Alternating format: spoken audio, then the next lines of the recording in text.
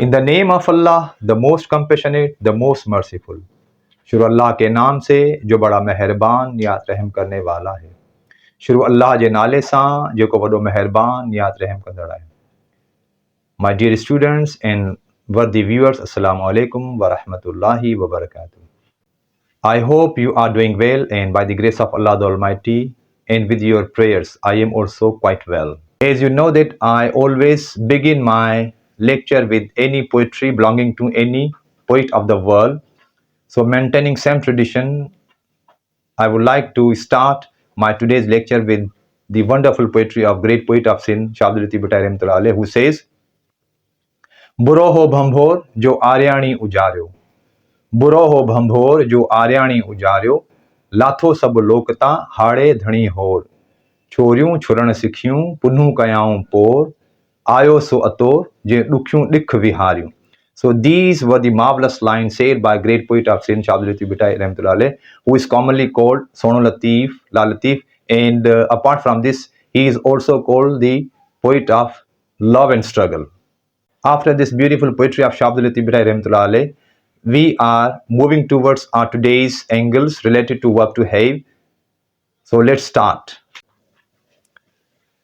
In angle number 17, in which the verb to have is used in the sense of taking care of somebody or something for a limited time period. I repeat, in angle number 17, the verb to have is used in the sense of taking care of somebody or something for a limited time period. बेटा to have के angle number 17 में आज जो to have verb का sense है वो है ख्याल रखना किसी चीज का या किसी शख्स का, ठीक है ना। टू हैव का आज जो सेंस बन रहा है एंगल नंबर 17 में वो बन रहा है किसी चीज का या किसी शख्स का ख्याल रखना, ठीक है। अच्छा, अब यहां पे लिखा हुआ है समथिंग, समथिंग से मुराद, ठीक है ना। अब समथिंग से मुराद यहां पर यह है कि कोई भी लिविंग थिंग, मतलब नॉन लिविंग थिंग के लिए नहीं होगा, ठीक है। कोई भी लिविंग थिंग मतलब इंसान के अलावा की बात कर रहा हूं, मतलब एनिमल वगैरह या बर्ड्स वगैरह, लाइक दिस, ठीक है, फाइन।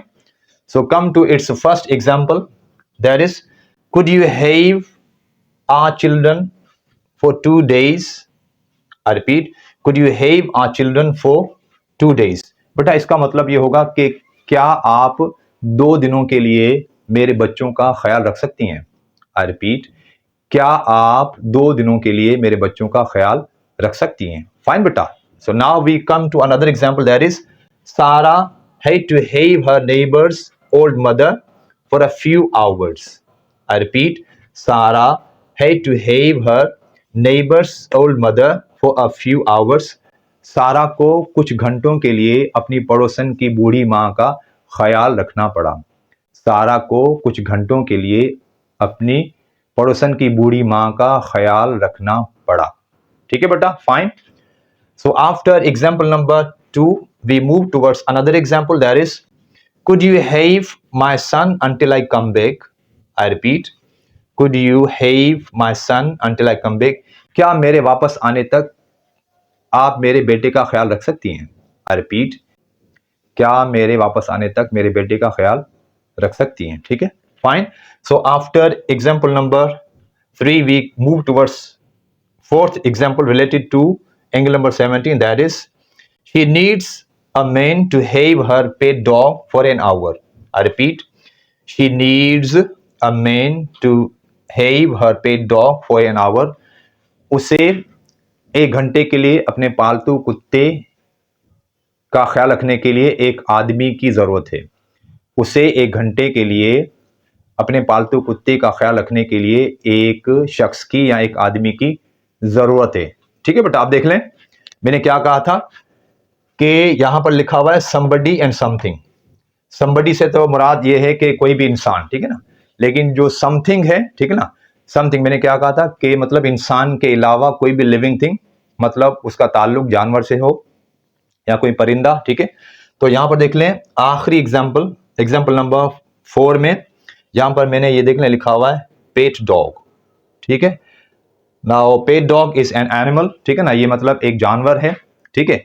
तो फोर्थ एग्जाम्पल से हमें ये चीज़ वाजे मालूम पड़ रही है कि टेकिंग केयर ऑफ समबडी मतलब इंसान, या टेकिंग केयर ऑफ समथिंग मतलब कोई भी living thing, like specially animals and birds etc. ठीक है बेटा, fine. So these were the examples related to angle number 17. ठीक है बेटा.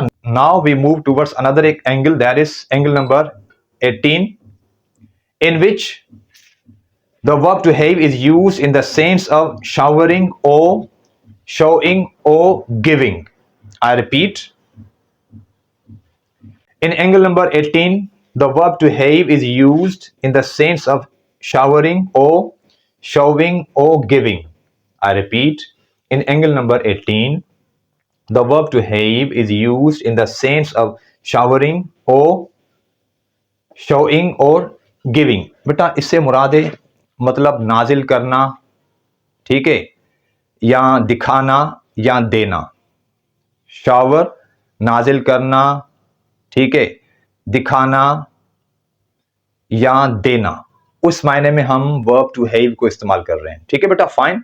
सो come to its example. Example number 1, O master of the universe have mercy on us all.